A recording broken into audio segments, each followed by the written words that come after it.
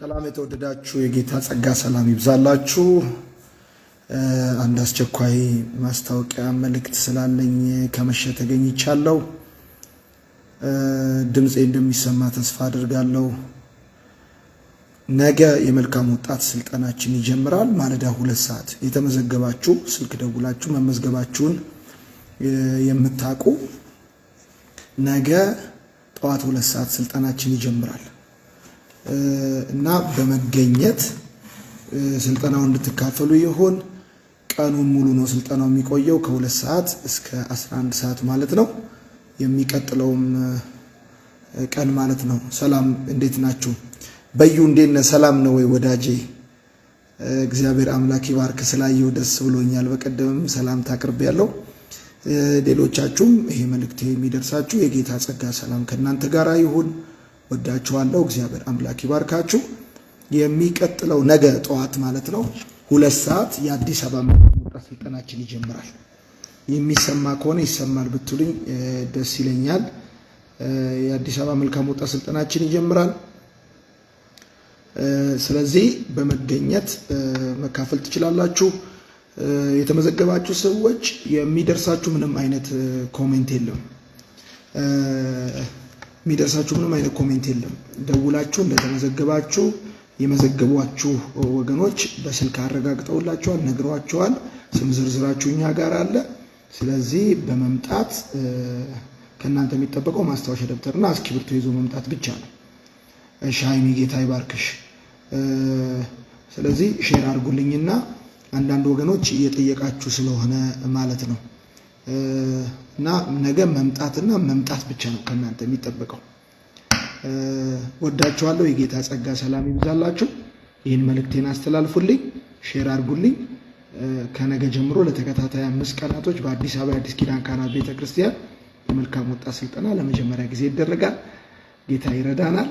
ሰዎች እንዲድኑ ነፃ እንዲወጡ ጸልዩልን። ተባረኩ። ጸጋ ይብዛላችሁ።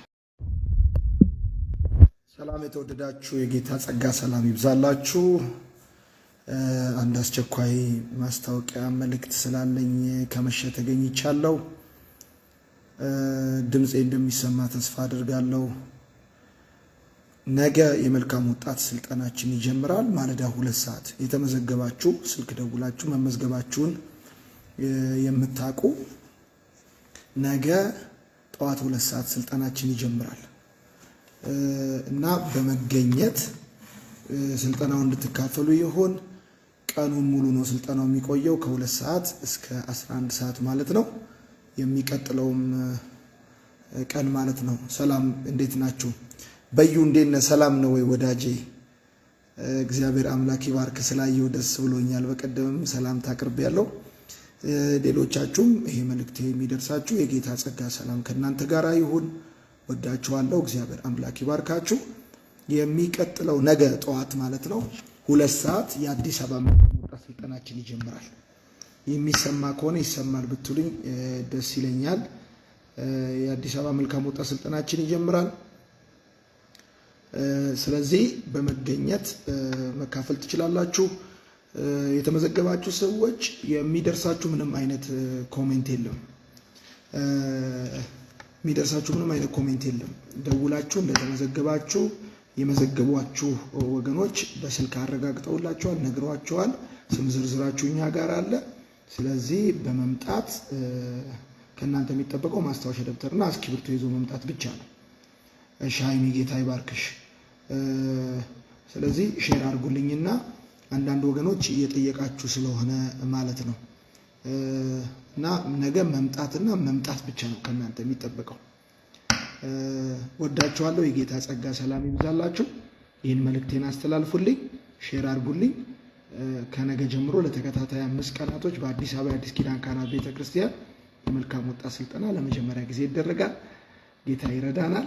ሰዎች እንዲድኑ ነፃ እንዲወጡ ጸልዩልን። ተባረኩ። ጸጋ ይብዛላችሁ።